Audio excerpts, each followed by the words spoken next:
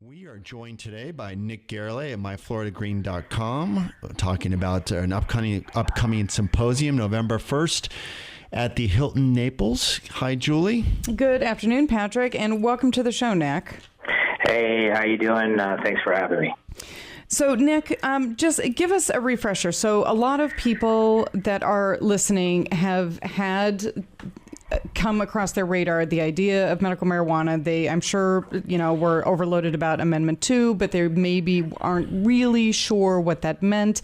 Give us an update about where we are in the state of Florida with that. Well, I mean, first and foremost, medical marijuana is legal here in the state of Florida. You can see a physician who is licensed with the Office of Medical Marijuana Use in hopes that they are knowledgeable enough and willing enough to step forward and facilitate that patient. It is legal and it is accessible, and patients are receiving medicine, and this has been going on for about a year now, and it's pretty amazing. I mean, it's 2017. It's kind of a new chapter for us as Floridians, as well as the nation. Florida's the 29th state that has passed medicinal marijuana, and it's just it's a great thing. I mean, there has been 0 deaths caused by a marijuana overdose in history, and people have been using marijuana for thousands of years. That's something that a lot of people seem to forget. No one has ever died ever on medical marijuana or a marijuana overdose. Yet we seem to socially accept other chemicals, I'll say, for lack of better terms, that can easily end our life with the wrong move or wrong dosing. So the fact that we have this as an alternative to synthetic medicine is not only amazing, but a blessing. Okay, it is remarkable what you just said, and I would bet most people didn't realize that because marijuana tends to get lumped with the schedule drugs that will kill you in a heartbeat, and that is still there, isn't it? Well, yeah, I mean, that's a whole nother radio show as far as the logic behind marijuana as a Schedule 1 drug, which is also right next to heroin. A Schedule 1 meaning that it has 0 medicinal values or benefits to it. When that's been proven wrong for thousands of years. So I mean, Schedule 2, cocaine and barbiturates. That's lower than marijuana. How many people have died using those? It's just that the whole thing's backwards, and the more we educate ourselves and have the ability to educate others as well as advocate for others, the better off we'll all be. And the stigma's changing. It's no longer taboo. So that you make a really good point. It is about education, clearly, since, especially, turning the government around on changing paperwork like the schedule, that's not on anybody's to-do list, which is why it's still sitting there. But to educate people, you have, Nick, as the CEO of My Florida Green, been very proactive in putting together this event that's coming up on November 1st. It's called Cannabis Speaks. It's an educational symposium about medicinal marijuana. Why did you decide to do that? Well, I mean, for the obvious, we're in Naples. We're in a very conservative area, and it's no longer taboo. The cat's out of the bag. The more that we can put people in a room and educate them on medicinal values, medicinal benefits of marijuana, as well as patient access, the better off we're all going to be.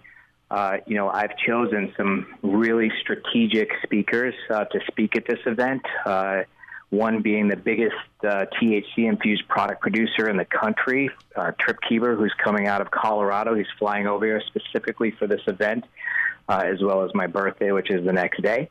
The doctors that we have, I mean, you get Dr. Barry Gordon out of Venice. He's a pioneer. Him and his practice have got over 1,000 patients underneath them. Very knowledgeable guys. Him and his executive director there, Dr. Rosado, is a physician that we work with out of Orlando, who's been doing medical marijuana practice since 2014. He's a plethora of knowledge. And we got some other speakers that are extremely relevant. We got a local rock star named Dr. Cade, who's very well known for his holistic approach in functional medicine. So really looking forward to being on stage with all these guys and educating the public here. And we're not just going to do it in Naples. We're going to do it all over the state. Just Naples happens to be where I live, and this is the area that I service the most. And I'm proud to live here, and I want to change the world, and I'm going to start with Naples. So the doctors that you've listed, it's really interesting when you look into their background. So most of these, and this goes back to what you had said before about nobody's ever OD. You can't OD on medical marijuana. Like, the worst that's going to happen is you're going to end up on the couch all day. But what's a lot of these physicians came into this world out of traditional medicine and seeing the same addicts over and over again.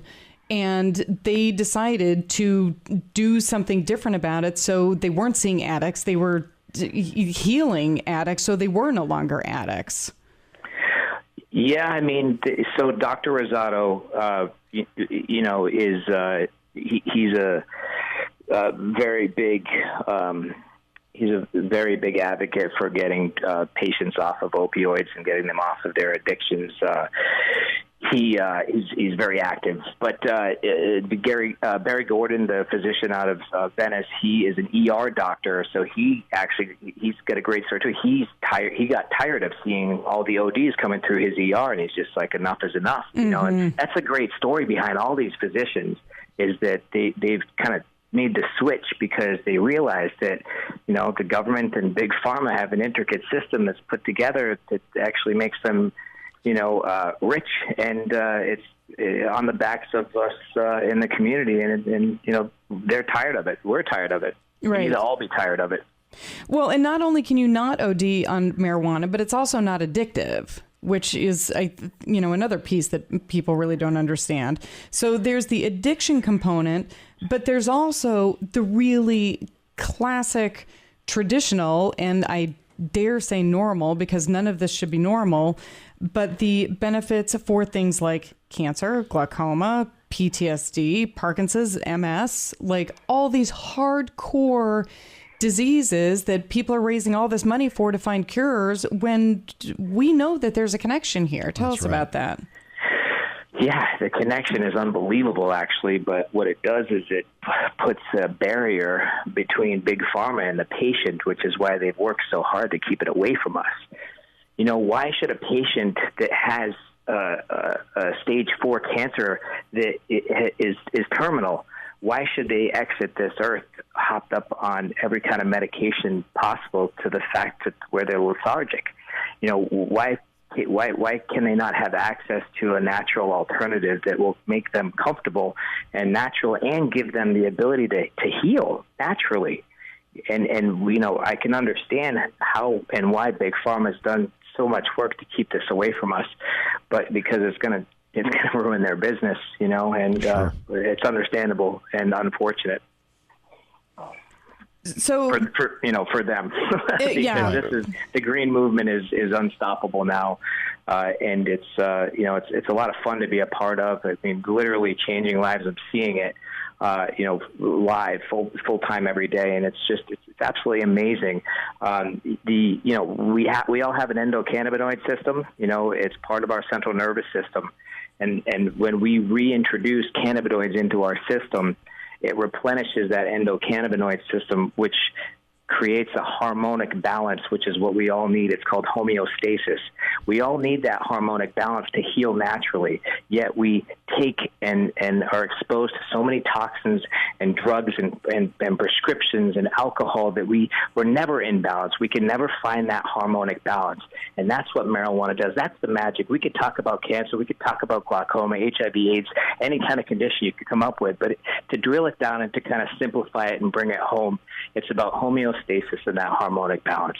I'm sorry, I just threw a lot at you. No, it's great. This is how we educate people. This is the learning curve, and that has to do with CBD which is different than THC. Tell us, we've got about a minute and a half. Tell us what the difference there is. No problem. I'll be quick. So, CBD and THC are two of the several hundred compounds that are involved in the plant. I mean, there's THCA, THCD, there's all sorts of different compounds, but the THC and CBD are the two primary compounds.